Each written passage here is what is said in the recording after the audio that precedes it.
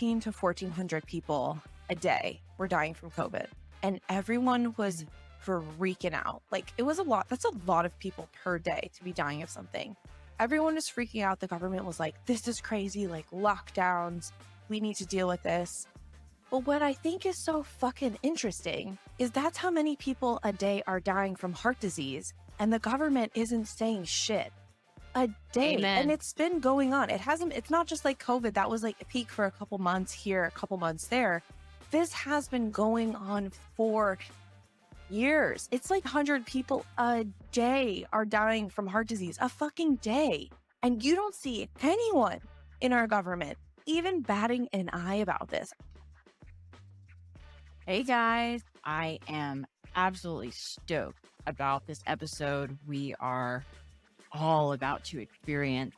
It's about those inconvenient truths, all the things people don't want to face, including periods, those lovely taboo subjects that we so often cover on Face Your Shit, Heal Yourself.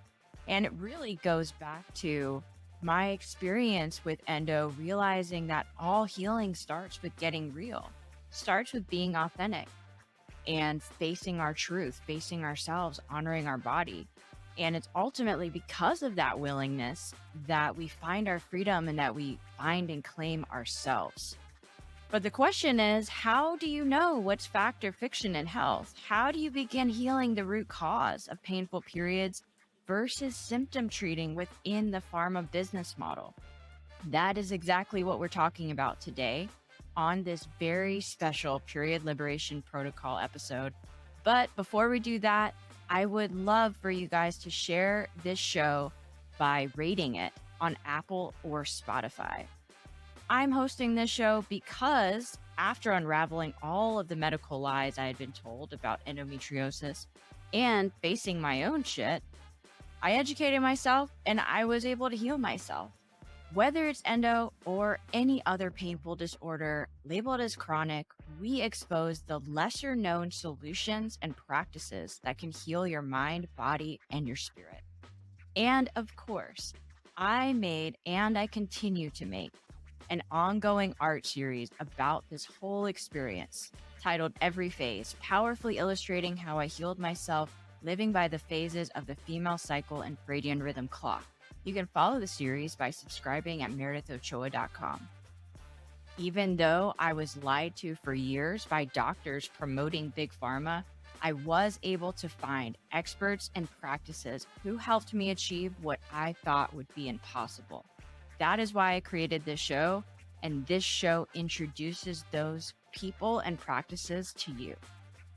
Today, we are chatting with my endo warrior sister, seasoned chef, holistic nutrition and health coach, and creator of the Period Liberation Protocol, Chef Bai. She's classically trained at Le Cordon Bleu in San Francisco. She uses her culinary expertise to create rich flavors with clean and nourishing ingredients. She is an advocate for people with chronic health ailments. She's an animal welfare and an environmental advocate.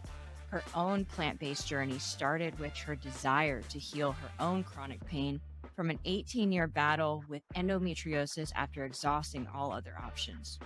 She then furthered her studies with a certification in plant-based nutrition from T. Colin Campbell Center for Nutrition Studies and is a certified health coach from Institute for Integrative Nutrition, or IIN. Bailey now hosts virtual corporate wellness classes around the globe, develops recipes for brands, and works with individuals and families looking to heal through food. Last year, she and her husband, Steve, taught over 20,000 people in their corporate wellness program about the healing power of food. She also released her first cookbook, Cook, Heal, Go Vegan, which became a #1 Amazon bestseller in 2021. Be sure to tune into her rapidly growing podcast, the Plant Remedy Podcast, featuring interviews on plant-based living with world-renowned chefs, doctors, and entrepreneurs, getting real about controversial topics like reversing diseases through a plant-based diet, hormonal health, psychedelic, and so much more. All right, Chef Bai, this is such a special episode. I am so stoked to have you here. My endo warrior sister, how the hell are you? I'm doing good. It's so funny. Living in San Diego, we're always talking about the weather because we don't really get much weather. So if there's any little bit of weather, it's like this big thing. But we had this like crazy tropical storm last night. And I didn't really sleep much because I literally felt like our house was just going to fall over. It was like so windy and so rainy. And I'm just like looking outside. Now the sun's shining like in every bit of but I'm doing good. Awesome. Yeah, it was awesome. I was like, wow, this was great. Well, I'm glad your house didn't fall over and that Mm, you could meet with me today. yeah, So, yeah. same. So, let's dive right in for those that don't know you and your work, which is fucking amazing. Thank you. What You're welcome. What inspired you to begin cooking in this way, cooking for your cycle and using food as your medicine? I mean, it was pretty much like I had no other choice, you know? Like I exhausted all other options. So as a professional chef, I was really eating like all the foods that were making me the most sick. And I didn't really realize it for forever, you know? Like when I first went to culinary school is when I had really bad endometriosis symptoms all throughout high school, but it was all undiagnosed at the time. And then in culinary school, I remember gaining like 30 pounds and my symptoms were nuts. They were just like out of control. And I just thought, everyone told me that it was just normal. It's just like part of being a woman. It's like blah, blah, blah. And throughout my cooking career in San Francisco, my symptoms just got worse and worse and worse to the point where I had to move home with my parents in my mid-20s, which was such an ego shock for anyone. And I just kept going to specialist after specialist. So no one had any answers for me. And so at that point, I had tried like surgeries and pills and IUDs and arm implants and, been put on like early menopause, but just like the crazy, like literally felt like a little test dummy. They were just trying everything they could. And everything was just making it worse, honestly. Like nothing was helping. I think there's also this rhetoric where it's like birth control is the only thing that's going to help, but like it didn't really help. Maybe it made my cycle more regular, or maybe it made me have a little bit less pain, which I don't remember there being less pain. But what I do remember is like all the other side effects on top of having endometriosis, which is just like unbearable. So it really just became okay, well, if Western medicine is not going to help me at all after like exploring this for 15 years, then I'm going to try something else. And so that's when I went to back to school at IIN to become a certified health coach. And like, that was a really big eye opener for me at the time because, I had paid over $100,000 for my culinary arts and hospitality management degree. And I didn't know shit about food. Like I didn't know Wow. I'm like great at food science and like how to cook and wine making and cheese making and like I could make a million croissants, but I could manage a restaurant, but I didn't really have a grasp of where food came from and the chemicals that are on our food and like how fucked up dairy is for us as women. And so, I mean, men too, honestly, let's be real. And, so that was just kind of like my intro to learning just about, all the different diets that could help you.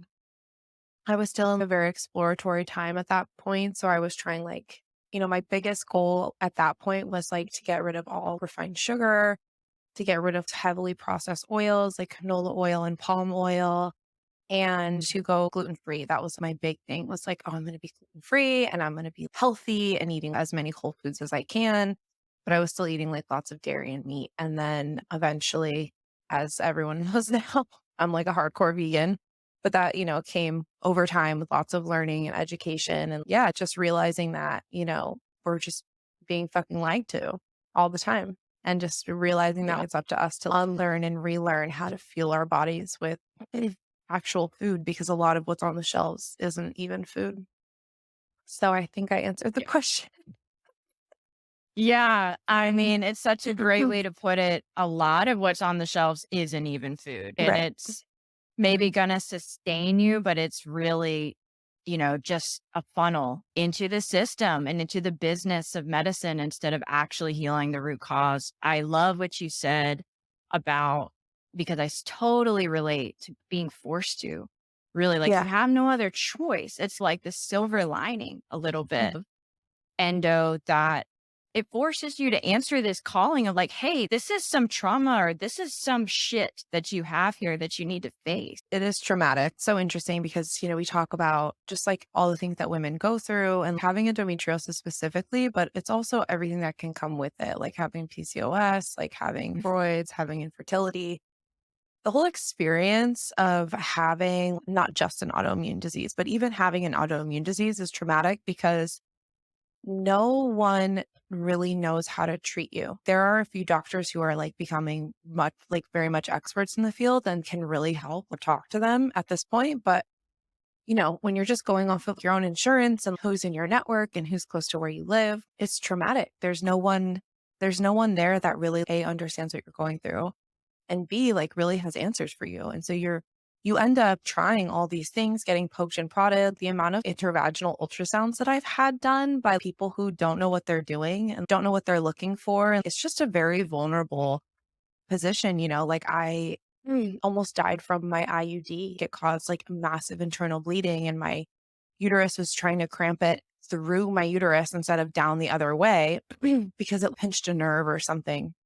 And after they had to literally scrape it out of my uterus with no anesthesia, nothing, they asked me to put in another one. It was just like, it's just traumatic. And it's so crazy because I hear thousands of stories from people with periods and women and has the same experience. And that's the thing that's so just icky to Mhm. me that like all just being poked and prodded. And I don't know, like it's just, it sucks, and it is super traumatic. And I feel for anyone out there who's like really had to go through it, or if you know someone that does, because it's such a helpless feeling. And it's trauma for sure. And it's like really unlearning that way of medicine and becoming really empowered as your own health advocate and not letting anyone touch you unless you both fully agree and have faith of what's going to come out of whatever procedure is being done next. Yeah.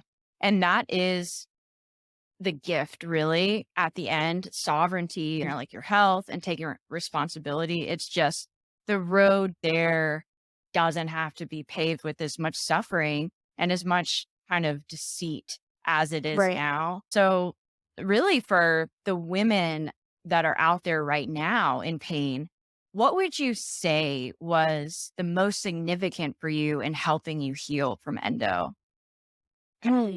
Yeah. I think the most significant thing was my mindset, honestly. Yeah. Yeah. I used to always say I'm at war with my body, like all the time. And I used to always talk about how I like feel like I'm 90. I'd be like, fuck, I'm like 25, but I feel old. I'm old. I'm an old lady, And I would say, Yeah. oh, I'm an old soul and blah, blah, blah. But I think what it really came down to is I was just tired. And, my mindset was not helping.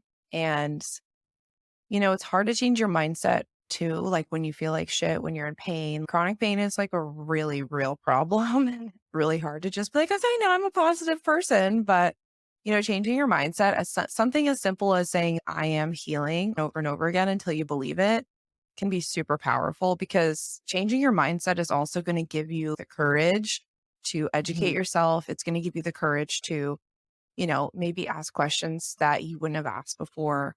And it's going to give you the courage to seek out help from people that might not be that first person on your insurance provider list, or even Mhm. challenging your doctors, because I think at the end of the day, what the system needs is all of us challenging our doctors and these beliefs because, they're doing the best that they can with what they have. And that's something that I've really noticed too is also a mindset shift is I used to think that they were against me, against us. And of course, the system, the way that the system built it is, but I don't believe that doctors are, doctors get into Mhm. the field of medicine to help people and they're just doing the best with what they have. And so I think if we can like all work together to educate and demand better options, then we can give these medical professionals a platform to be better for us and learn more for us and seek out resources in order to do that. So I really do think that mindset can change everything because it can make you feel like you're not alone as well, make you Mhm. feel more powerful. It can make you feel like that boss bitch that you need, that like inner boss bitch that you need in order to heal and get the answers that you need. And it can really help you get out of the like self-victimizing mindset, because it's hard not to feel like a victim when you are in a situation like this. And it's not just with endometriosis. I see it Mhm. with diabetes patients. I see it with, if you have any chronic health condition, like even acne, like even Mhm. chronic acne, like Accutane, for instance, like you feel like a victim in the situation because you feel like you don't have a lot of options. And so you're going for these really aggressive medical procedures or really aggressive prescriptions. And of course, there are prescriptions that save lives. There's traumatic, medical procedures that save lives. And I'm not discounting that, but I am saying that, there are other options. There's like a lot of other options to explore as well. And, getting out of that victim mindset can really open your eyes and seeing that there's a whole big wide world out there of choices for you. Exactly. So important. Education is key in Mhm. empowering yourself and knowing that's out there. And that's something that I certainly wish, I had to dig, probably just like you, for the information that we now is commonplace in our lives about the Right. fact that we're living on a man's clock and we have a totally different hormone. No one knows this as women. It's not taught in schools. It's not taught in health. It's not, these like really just what should be really commonplace or really just like factual. This is how your body works. This is where the clitoris is. This is what the labia is. Many women haven't even seen like their own Anatomy. vagina, their Yeah. own parts, their own anatomy. And most people are calling everything by the wrong name. So it's so important to shine a light on this, exactly like you said. And the kind of bought and paid for science and diet culture. Let's talk about that. What do you wish more people understood about all that marketing and all the mythology around endometriosis and food? Man, how much time do you have? Girl, we got as much time as everyone needs to face their shit. Oh, man. No, I'm just kidding. I mean, man, diet culture is something else, huh? Like I personally have suffered, still suffer, still am dealing with my own brain, my own view of myself, but with body dysmorphia because of all the surgeries that I've had, because of the intense weight fluctuations I've had over the years, being on all of these different hormones and changing my diet and like doing all these things. And I think that we live in a world of restricting and binging and being on pills. And, it's like the diet culture in itself is so toxic to us as women and people with periods because we're not looking at eating for our cycle. We're looking at eating for how we look. And I think something that's really helped me over the years is really focusing on how I feel versus like how I look or how I fit into a pair of jeans. And this has actually been something that I've been dealing with personally myself as well as like just body image. I'm in my 30s now. And so my body is naturally just like changing. Your body just changes, your hips change, like everything changes. And just really like being at peace with that because I think in the culture and the society that we're in, my brain, I think it's like also being a millennial. Like I listened to Tank's podcast. I don't know if you follow Tank's, but she had this podcast about like why millennials suffer with body image so much. And it just makes so much sense from all the old tabloids and, Britney Spears and Paris Hilton and all the old reality shows and like all of this just crazy diet culture that's been like pushed on us. And, my old thinking would be like, oh my gosh, I've gained like 10 pounds. I'm going to like restrict and work out like crazy in order to fit back into that pair of jeans. And like recently, I'm really trying to rewire my brain to be like, what's the most supportive thing for my cycle, for my endo, and like for myself? What's going to make me feel the best? Because honestly, being so sore that I can't walk for 3 months is not going to make me feel the best. And it's also not going to be supportive of my cycle either. And, the coolest thing that I've started doing is working out in relation to my cycle all my phases. Yeah. So I'm not going to do a super intense hit workout during my luteal phase because like Right. I'm going to have the worst period ever if I do that. Mhm. And so like really just like moving gently with yourself and with how much like the hormones that are going through your body and how much energy you really have can be super supportive and literally just let diet culture fly out of our brains when it comes to working out at least. So, I mean, I think like my big aha moment when it came to bought and paid for science was regarding the dairy industry.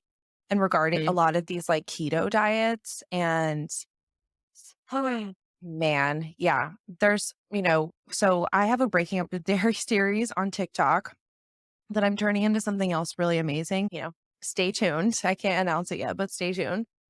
Okay. And when I started learning really intensely about the dairy industry, I started really realizing like how much the dairy industry is in bed with the government. Like when you Mhm. really look at something like the dairy checkoff program, it's something that was created so that we can make sure that people are consuming X amount of dairy so that we can support the dairy industry, not so that the dairy industry can support people. It's the opposite. And it's really interesting when you look at like the rise of the dairy industry because it was like a kind of an accident. Like we had all of this leftover milk powder from World War II. And so we were like, what are we going to do with this milk powder? And so for, the baby boomers, my parents' generation, they started putting it in all of these TV dinners and processed foods and infant formulas and all that stuff. So what happened was people started drinking tons of milk because they were like, oh my gosh, we need milk. And then that's when like all of the milk advertisements started coming out because they were trying to get rid of this like surplus of low fat milk and milk powder that was from the war. And then from that low fat milk need, then there became all of this waste milk fat byproduct, which in turn was cheese. Right. And then so cheese Wow. became this thing that was like, well, let's turn this into a health food. Let's turn this into something that everyone needs.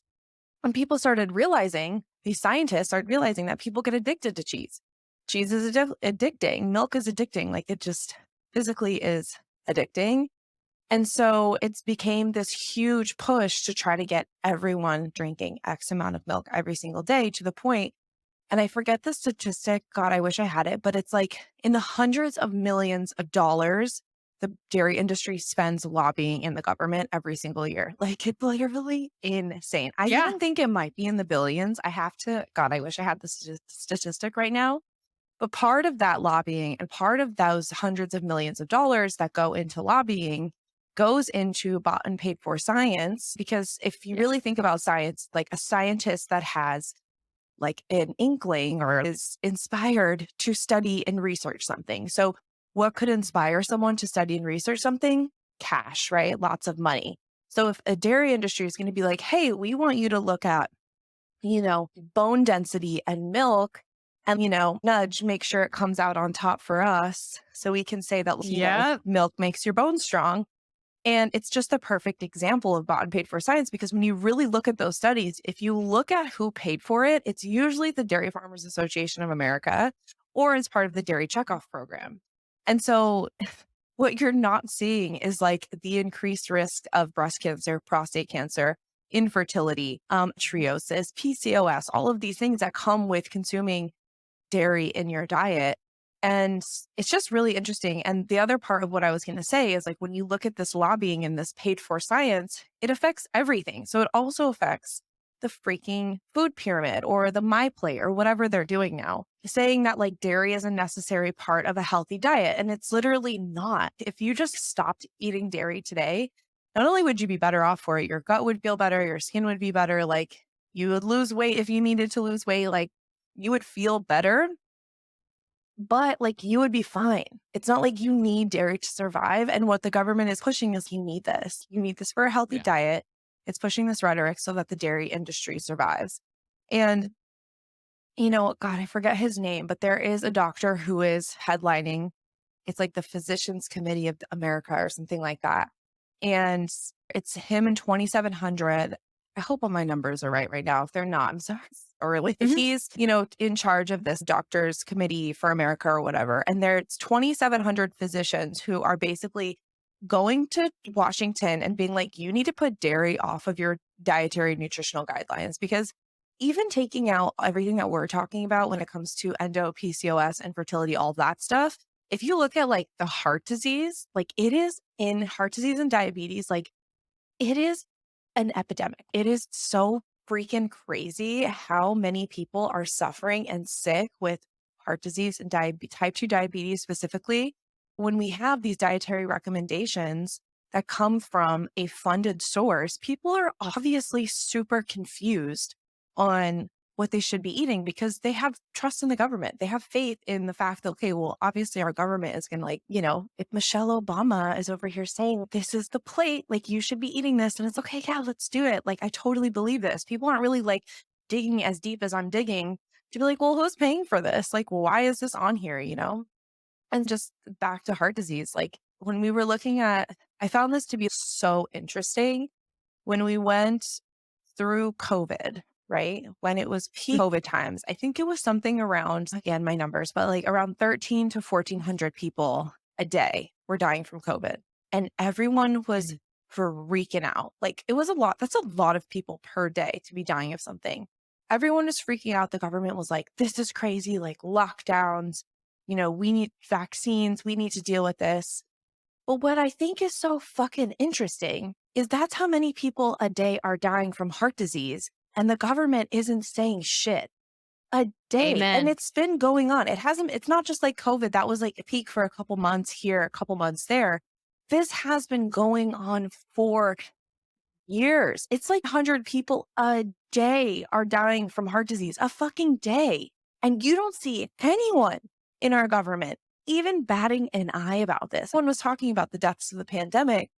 And I just find it really interesting because how quickly they came out with the vaccine and now everyone's on the vaccine and it's fine now, just really interesting, like, and I'm not also saying I'm anti-vax. I don't know what I believe. I got the vaccine. Like, I'm just floating around the universe like everyone else, taking the information as it comes to me. Like, you really do have to think about that when you listen to government dietary guidelines of what their motivation is.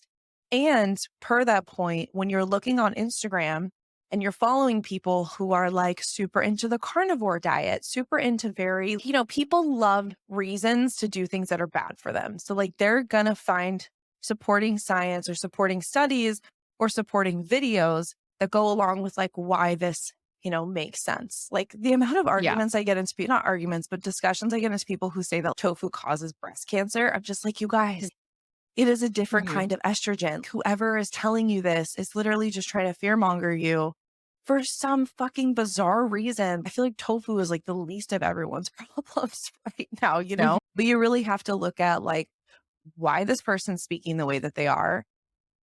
What are they profiting on? Are they selling a course? What's the deal? And like, where is the science? Who is paying for the science or who are their mentors and who's paying them?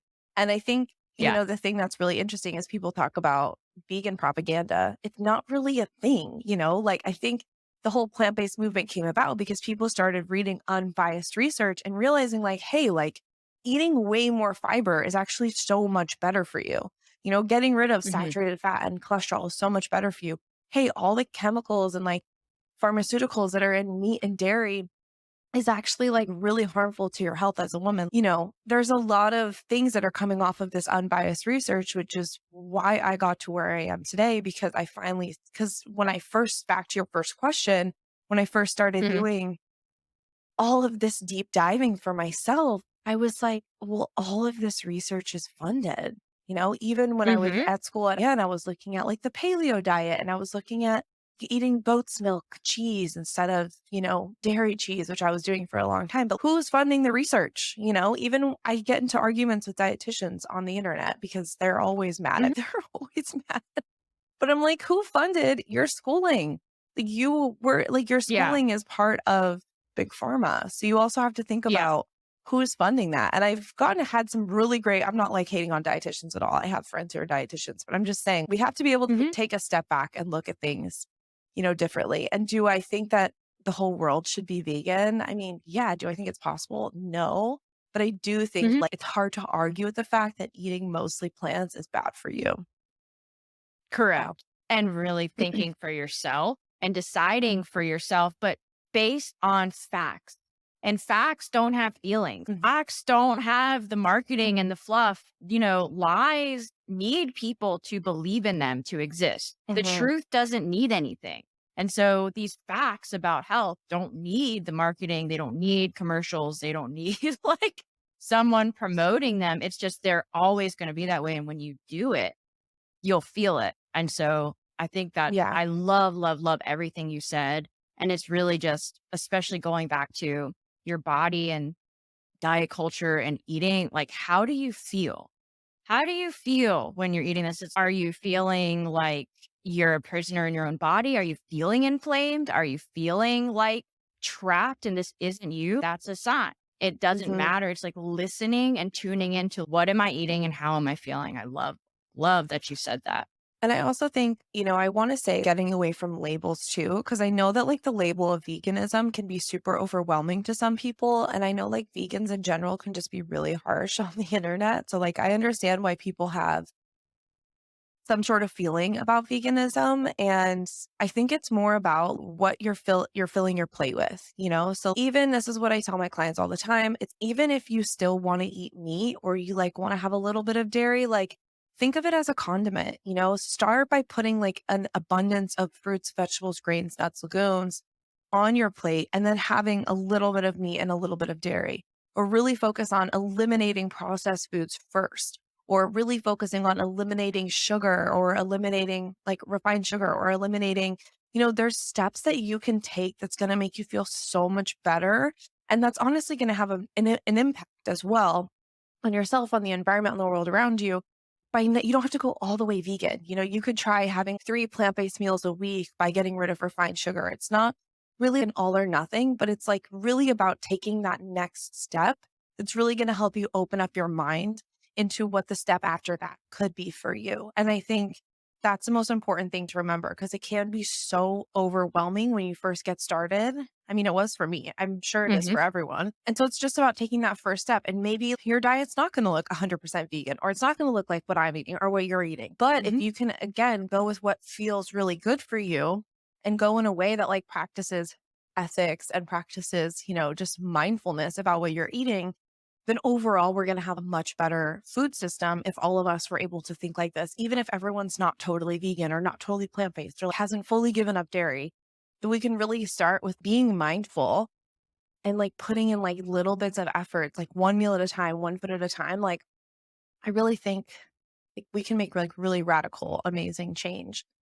But it's about getting Yeah. rid of, it's, oh, I'm a carnivore. Like I only eat meat. Like these labels aren't doing anything for anyone. And I would agree it's the same with vegan because I know some people have anxiety being vegan or there's, a vegan influencer who like ate a piece of fish and then someone took a picture of her and then ruined her life, because I won't say who it is, but like that specific Yeah. influencer, it's dude, give her a break, like she had a piece of fish at a restaurant. Sure, she preaches veganism, but it's also like she's a human being in a very complicated world. And now she has to come out as being like a carnivore. Like just leave her Yeah. alone. These labels aren't doing anything for anyone either. And I just think that, moving forward with mindfulness is like Yeah. the best way to go. Yeah. Absolutely. Totally agree.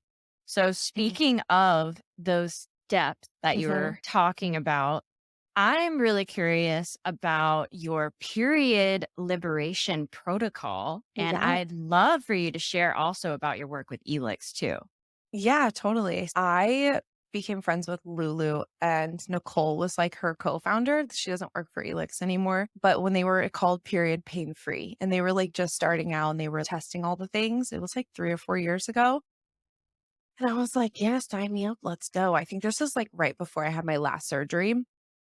And it was before I was ever vegan. It's like 4 years ago, 5 years ago, because I'm going to be vegan for 5 years in a couple weeks, which is exciting. But I've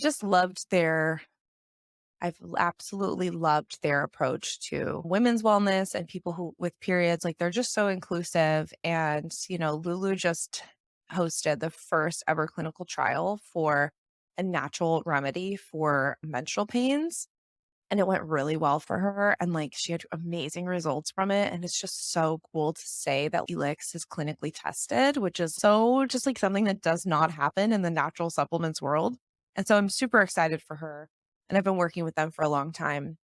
But as far as the protocol was essentially something that I created after going through all of this, and, I've been working with clients one-on-one and I was just like, I need to come up with something that's affordable that, me 6 years ago would benefit from because I just think that it's ridiculous of all the all of the research that I had to do and the digging. And I literally had to start a podcast in order to talk to the doctors that I wanted to talk to. Yes. Not all these, not people just don't have this kind of time and resources and can create their entire career about their pain and suffering. So I was like, Same. yeah, literally. I was like, I need to just create a protocol that someone can follow that can help them identify their root cause, that can help them learn how to talk to their doctor, that can help them find functional blood work that can get sent to their home, that can be a 28-day like meal plan regarding every single one of your cycles. Like I just need to create the thing that I wish that I had. And so that's exactly what I did. So it goes through all of those things that I just talked about, including talking about our detox organs, detoxing all the chemicals that are in our homes, because that's something that was like a slow discovery for me on top of food, but it was also like all the chemicals that are in our makeup, hair care products, our cleaning products, like it's so interesting. I'm always like doing experiments on myself, but over the pandemic, when everything was being bleached all the time and everyone's using hand sanitizer, my endo was out of control. And I'm sure that it was also like the chronic stress I was experiencing from like the global lockdown. But like my endo was out of control. And one of the biggest things that was different is that we were buying, harsh chemicals to clean Mhm. all the COVID off everything, like everyone else was. And, wearing a mask all the time, all that stuff. But so it was just like a big eye opener for me where it was like, yeah, this is work. Like this works. If you work the protocol, it freaking works. And so part of Yeah. that is like going through all of your makeup products, all of your lotions, all of your shampoo and hair oil and air fresheners and fragrances and like all of that stuff and getting all of that out of your home. Because the things that you can't really control are the things outside of your home, but you can control what's happening inside your home for the most part. And it's not necessarily like, okay, you got to get rid of it all and restock, but we basically go Mhm. through a list of what's the most toxic, what to get rid of right now, and then what you can replace like when you need to refill. So we go through that. And then we also talk about your detox pathways and how to open up your detox pathways so that you can get rid of like you know, built up toxins in your body without ever doing a juice cleanse or anything like that, like how to really harness detoxing every single day. And yeah, it's just pretty amazing. I love it. It has like over 4 hours of video trainings and there's like meal plans and all that stuff. And it's been amazing. We have Wow. people from all over the world in the protocol right now. And I'm going to host it live in the beginning of the year so we can all go through it together, which is cool. Wow. That sounds so fucking awesome. Even for anyone that Yeah. at any point on your journey in healing, even if you Mhm. are like, I'm like, oh, wow, I would do that. And I've experienced minimal to no pain and I've healed myself of endo, but still, it's a journey. It's a never ending, like, oh, maybe I could do it this way. I just started making my own body scrubs and it's like Yeah. really liberating to do that. And you feel like the difference in the connectedness in your skin and the fact that you made that whole Mhm. new way Totally. of cosmetology, of everything. That's Yeah. awesome that you have that resource. Yeah, it's great. I Yeah. mean, it's nice that it's all out there too, because it was in my mind forever, and I was talking about it on the podcast, alluding to it. And I was like, getting thousands of DMs from people experiencing endometriosis, PCOS, adenomyosis, infertility. And I'm like, I just need to put this all out there so that people can just have it, and then experience that. So Yeah. I do have a free training if someone's like really interested in it, but they like want to learn more. I have a free training. I'll give you the link, but it's chefbay.kitchen/training. And you can sign up and watch the training and learn more about the protocol there. Sweet. We will definitely link to all of this in the show notes for everyone to check out. So let's pretend, Chef Bay, Yes. that we could go back in time Uh-huh. and we went back to where you were at the beginning of this journey, Mhm. taking responsibility for your health, healing endo, just the very beginning precipice of that.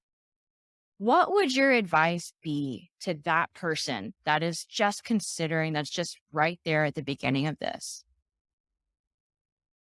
So what a question. I don't really know how to answer this because for me, I was 11. So it's hard because, a lot of that was like on my mom, just trying to find the best answers for me with what she had. And I think that if you're talking to a doctor who is unsure, it's time to find a new doctor. For me, I remember being like 14, 15, and I had a doctor she was like our family physician, or like the family gynecologist or something. She was Mhm. flipping through this like tiny little booklet after I was on Yaz. So I started Yaz from the time I was 11 to 14, 15, which is like the most intense birth control. It's like super freaking high estrogen. I mean, at least it was. I don't know what it is now. But Yaz was like really strong. So I had like double Horrible. B's by the time I was 14. That was like Yeah. I was bumping. And so Mhm. I was like a rageful teenager. I had a lot of rage. And I think it's just because I had a lot of like artificial hormones pumping through my body. But anyway, back to my story. We went to this physician and she was like flipping through this booklet and she's okay, well, you tried Yaz. Let's try this one. And she was like looking at like the hormones, like in the booklet for the birth control. And so she put me on, I think it was like ortho tricycline. I think everyone was on that when we were in high school. So then I got put on that one. Mhm. That one didn't do anything for the endo. Like all my endo problems came back, blah, blah, blah. 2 months later, I was like back in her office and she's like flipping back through the book. And then she's cool, let's put you on NuvaRing. So then like get on NuvaRing. And I was on NuvaRing for 5 days and I was having suicidal depressive episodes, like Yeah. full blown episodes. And I think it was also a mix of being on and off all these different kinds of birth control. But like my mom was like, oh my God. I remember there was this one minute I felt like I was literally insane. I was like laughing and hysterically crying at the same time. And my mom was like, you need to get that fucking NuvaRing out like as soon as possible. So that we took the NuvaRing out, go back in. She flips through the booklet, put the arm implant in, go back in, flips through the booklet. Then she's, oh, let's put you on the thing that like starts early menopause. Maybe that will help. And my Oh my point to god. this is I wish that I didn't do any of that. I wish that we had looked at her and been like, you clearly like don't know the side effects, like, and like the severity of what could happen to me.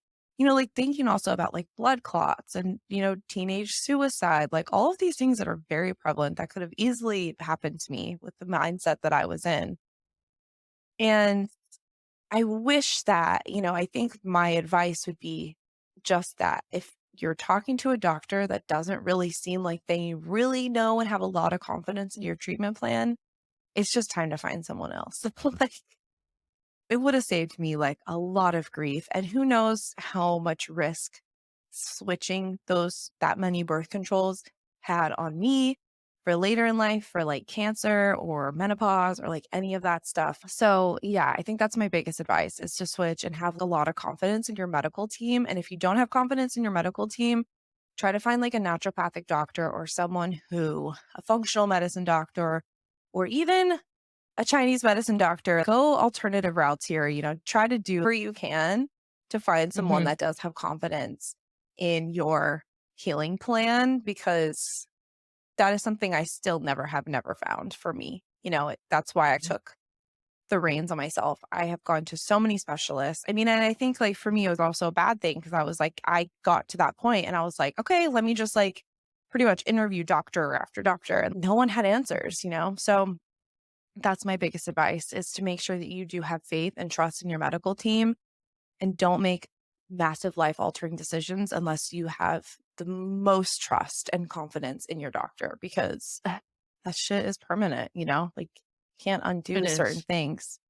And, for me, like detoxing off all that birth control took me years Mhm. to feel like myself, because I was on birth control from the time I was 11 to 20, 25, 26.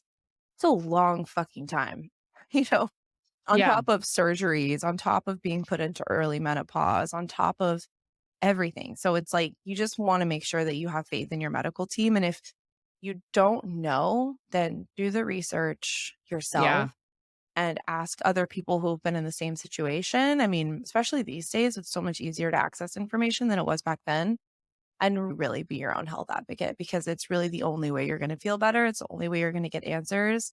And that even if you don't, let's say you don't have money or you don't have insurance, like there's a lot of resources out there. The Endo found fund is great. There's a lot of resources for you. Just, get loud and don't take an answer that you're not super confident in. If you're scared, like you're scared for a reason. And I would definitely follow that intuition. Agreed. Totally. That fear, it's just, yeah, not to be afraid of doing something different that maybe is what you're feeling intuitively, but it doesn't fit maybe Yeah, the Western medicine kind of culture. Again, it's just that listening to yourself. I 100% relate. And thank you totally. so much for sharing that with us. On that note, with the holidays coming up, family gatherings, everything that goes along with that. For people's sanity, what do you recommend we start and stop doing for our hormone health, especially over the holidays? Yeah, interesting. I think, it's hard because the holidays are like that time where you're just like, fuck it. Yeah. Let's just enjoy ourselves, and I'm definitely that person. Like, for me, I really try to limit my alcohol intake during the year, but for some reason over the holidays, like everyone's like champagne, like this, it's hard to avoid it. And for me, alcohol is like a huge trigger for my endo. I think like the Hmm. thing to really think about is like, what are your non-negotiables and to really hold those to your highest regard. So for me, my non-negotiables are sleep. Like, you better believe I'm getting 9 hours of sleep a night, like no matter what. Like last night, for instance, I was waking up every hour because of like the storm. Like it was just so loud. And I had a 7 a.m. yoga class that I signed up for. And I did not go to the yoga class because I'm like, I'm sleeping. Like that is my like highest non-negotiable because your body cannot heal if you don't get sleep. Like it's literally impossible to deal with the modern world if you're fatigued and sleep deprived. So sleep is number one for me. Everyone has their own non-negotiables, right? My number two non-negotiable is of course a plant-based diet. Like I will always be eating a plant-based diet. I will not touch dairy. That is Yeah. highest regard for me is a plant-based diet. Like I have to. Even if I'm somewhere where like I'm at a holiday party and it's like only plant-based thing there is to eat and I'm starving is like a Beyond Burger, I'm going to eat that you know, over whatever else there is, even though Beyond Burger is processed and whatever. But Fucking like, horrible. I'm just saying, I would rather Yeah. eat Yeah. that. Yeah. So that's my second non-negotiable. And then I would say my third non-negotiable is prioritizing joy, because I think a lot of times if we have so much stress and panic around food or stress and panic around our symptoms and our cycle, that's also not beneficial either. That's also not going to help you feel better. So really prioritizing that joy and making, if you gain 10 pounds over the holidays, like fuck it, whatever, you're going to lose it in January, February. Or if, you're with someone and they pop a bottle of champagne, have a glass. Like it's okay. But I think the most important part of prioritizing joy is not kicking yourself later for doing so. And that's something that I'm constantly working on is just making sure that you're fully in the moment and then you leave it in that moment and you don't carry guilt along later on with you because that is just so important, especially to like minimizing stress and making sure that your body's just in homeostasis. Is that when you do enjoy those things, you're really enjoying them. Like you're really savoring the moment because fuck, life is short. Life goes by really fast. And so you want to make sure you're not guilt tripping yourself for micro moments that really do bring you joy.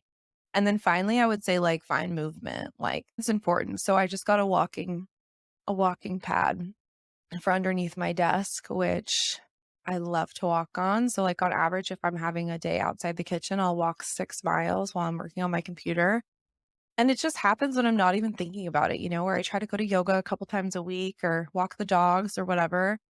And I think living in the world of Instagram and TikTok, we look at movement as, oh, I need to like have this massive transformation, or I need to go weight lift, or I need to do this. But you can find like really amazing movement that can not only help you stay active and fit, but it can also help break up scar tissue. It can help like Mm. ease cramps. It can help regulate your hormones, your nervous system. And it doesn't have to be this like aggressive thing. It can be something like super mindful or like super low impact like Pilates. So find your movement and stick with it, even over the holidays. Cause I think it's really easy to be like, oh, I'm just going to get on my routine in January. But I think you're going to feel so much better if you're still on your routine now and then you just like really hit it hard in January. You're not going to feel like you're starting from zero, you're just going to feel like you're getting right back into what you've been doing. Love that so much, especially the movement part. Oh my gosh. And honoring your body through that, like we were talking about earlier for women, especially those phases. And then we beat ourselves up working, doing like a hit workout in the luteal phase. And then you like would gain weight. And it's like not listening to what do I really need right now? What is my body telling me? And just Yeah, trying to basically work out like men, it just doesn't it work doesn't for work. anyone. It doesn't work at all. I It's mean, not men's light. Yeah. it's so funny. I like went to a yoga class. So like one of my best friends is like one of the most amazing yoga teachers in San Diego. And so she also teaches like the gnarliest sculpt class I've ever been to. And so I signed up for her regular, what I thought was her like regular, like vinyasa level 2 class, whatever. And it was like a day away from starting my period. So I was like, oh, I'm going to like stretch. It's going to be a little hot. I'm gonna Oh, sweat. And I fucking show up and it's a sculpt class. Like it's a literal sculpt class. And I was dying, and I'm not even kidding, like, my period this last time was rough. It was yeah. so rough. I was so sore. I was, like, getting migraines from my neck being sore. I was like, "Oh my god, that was, like, such a terrible mistake that I made." But, I was already Yeah. there, so I wasn't gonna leave, but yeah, it really is interesting. Once you start working out, like, according to your phases, you really start to notice, like, how much of a beating you'll take if, push yourself too hard when your hormones are super low, because that's what happens right before our periods, our hormones drop. Yeah. So, yeah, Yeah. that was rough. It's rough stuff. But I've yeah. Yeah. I mean, the world expects us to be like in this ovulation, like hit aggressive all the time in Mhm. business and working out like men, essentially, because they're, short circuit batteries, 24 hours. And you can totally still do the hit like hardcore. I know because I was like that really like intense workouts. That's for Yeah. your ovulatory, even going into it like follicular phase, but just giving yourself that break and not beating yourself up, seeing that, oh, I'm not feeling this way and I did this workout. There's a connection there that needs to be made. And once you start feeling that, it's, oh my gosh, all the stress, at least for me, just melted away of just, the shoulds. And again, that comes from education, like knowing, well, actually, if this was the reason that I was feeling like crap. And some people can, that's the other thing is like Mhm. some people like are unfazed. Some people have super light cycles. Some people are like, I could totally do this. I'm totally unfazed by it. I Mhm. think the biggest thing to take away is just like listening to your body and like doing as much research as you can, and then using that as like a landing spot or a place to keep coming back to, and then going from there. Because not Yeah. everyone's cycle looks the same. Not everyone's hormones are the same. Not everyone like, everything's different for everyone, so it's just, like, finding what works for you and, like, finding the education that's gonna support you the most and just using that as a baseline, but also realizing, hey, if you're having really shitty periods, are you working out too hard before your period? Like, you could just be, like, Yeah. running on reserves, because we use so much energy. We need double the nutrients, double the protein. We're like Yeah. using so much iron when we are in our periods. So it's important to remember we need to replenish and we need to rest so that our bodies can do what they're meant to do. Especially as you get older. Like Yeah. my period is changing as I'm getting older. I Yeah. think my body is okay. You gonna put a baby in here or what? I can feel my body being like, well, what are we doing now? So yeah. Yeah. Yeah. And that could be a whole other show. Yeah, it's Yeah. interesting. Just really quick on that, like how many doctors have told me I'll Sure. never have a kid, but Oh my I gosh. don't know if I believe it. I guess we'll have to see. We'll have to see what happens. Well, I loved when there's that statement, obviously, of, yeah, you'll never have a kid, but, oh, if you just have a baby, that may help the pain. But I thought you just said that endometriosis causes infertility. Well, no, I mean, your ovaries look good enough. So again, it's that business aspect of it, which having a baby, it's such a myth, The doesn't business of have. being born. Yeah. Yeah, The it's a business of being born, the business of women's health, business of ovaries, all of that. I mean, that may be the title for our next episode. yeah, it's so true. Well, and I mean, that's the case. So I think that, everyone has their opinions based on what they're seeing at the time, but like things change, your body can heal. And there's a lot that you could do, especially to promote like pregnancy and fertility.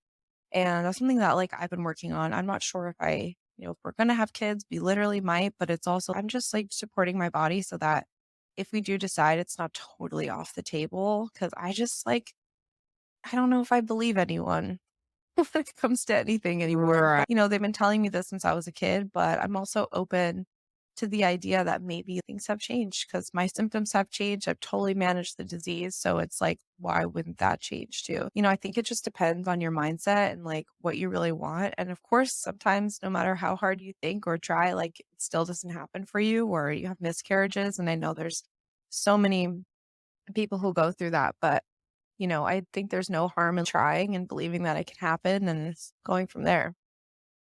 Absolutely. Perfectly said. It's now time for our biohacking with art finale question to close us out. Are you ready? Okay, I think so. And I love asking this, seeing one thing from many different perspectives. So, if you knew you could heal endo with any art medium besides the culinary arts, which would you choose? What would you choose? Besides the culinary art, I would probably say like dancing, movement, like that kind Ooh, of. yeah. I was a ballerina for a long time and I love Same. dance. I love dance. So, yeah, I think like dancing would be an amazing way to heal endo and express your Yeah. body and, feel free. Yeah. Shake up those blockages. Mm, Just everyone needs to feel and look stupid every once in a while to not take themselves so seriously, I think. yeah, totally. It's such a good emotional release. It's such a good hormonal release. It's Mhm. such a great way to just be in your happiness. Yeah, I love dancing. It's my faves. Awesome. It has been so real with you today, Chef Bay. That rhymes. I love that. Totally does. I just want to thank you for so generously sharing with us. It's just been such a privilege to have you on and just a privilege to meet someone else that has so many similarities to my story and what I've been through. Like you said earlier, we just live like it's like we live a different life. You suffer in silence and no one really understands. And a lot of even our modern, system dismisses us and Yeah. misses a lot of what we're going through. So just having the bravery to talk about this and shine a light on this, that's how we make change and have that pendulum swing the other way, which I believe it will. Yeah, I totally think so too. And I think that, we just got to keep talking. We got to keep sharing our stories because they're so powerful. And, our stories can be like some of the most painful, traumatic parts of our lives, but they can also propel us into what's next. And I think as a community, I think they can definitely do that too, which is why I think it's so important that we talk about it. Absolutely. So tell us where, and we're going to link to everything in the show notes, but where can people find you, learn more about your work? Where are you Yeah, at? I'm all over the internet. You are literally. So you can find me on Instagram and TikTok at chef_bay. So that's like a lot of like snackable content. And I have a blog that has like hundreds and hundreds of free endo PCOS friendly recipes at chefbay.kitchen. I also have a podcast called the Plant Remedy Podcast, and we're actually coming back. I'm super excited this week. So what week is it? It's December 12th right now that we're recording this. So I don't know Yeah. when you're going to launch this, but yeah, the podcast is going to come out this week, which I'm hyped about for biweekly episodes. Yeah, I'm going to get back into doing like solo episodes, which are super fun. So funny. My last podcast episode, I went on like the craziest rant and I'm nervous to go back and listen to it. It was all about endo and I love periods. that one. Okay, good. I was That's like my ranting. favorite one. I was pissed. I was pissed. I was like doing research and I got super mad about what I was finding. And I just went on the podcast and ranted. Yeah, because it's Yeah. real. It's the truth. That's the facing your shit part. It's the, Mhm. like, acknowledgement of, "Look, it's shit." It's not just, like, bad, it's actually shit. Yeah, it makes me angry, like angry. That's something I try to like deal with is like my anger towards things, but it's a good medium for me. But I have a lot of great guests on the show on the Plant Remedy Pod. And what else? We're on YouTube, but we're like coming up on Okay. YouTube now. So like I'm super excited about that. And Pinterest, of course, you can pin our recipes. And of course, our website has tons of resources from masterclasses to our 14-day plant-based challenge, which is like a great way to get started. And again, like our free training, if you really want to learn about cycle syncing and you want to learn more about the protocol, that's like a great spot. It's an hour-long free training. So it's a great way to like land and get started. Perfect. Love, love, love our conversation. I hope that everyone is able to take away something from this extraordinary conversation with Chef Bay to help them face their shit and heal themselves. And remember, as always, the truth will set you free. We will see you all next time. Bye. Bye. Thanks. If you liked this episode or you think this show would be useful for someone else, the best way you can show your support is to share it on your social media outlets with family and friends, or subscribe with the link below to receive exclusive perks. And if you're feeling really generous, please leave a review on podchaser.com, YouTube, or Apple Podcasts, and pick up a signed copy of my book about how I healed myself from endometriosis on my Instagram at Meredith W. Ochoa. Thank you so much for listening and for having the bravery to face your shit and heal yourself.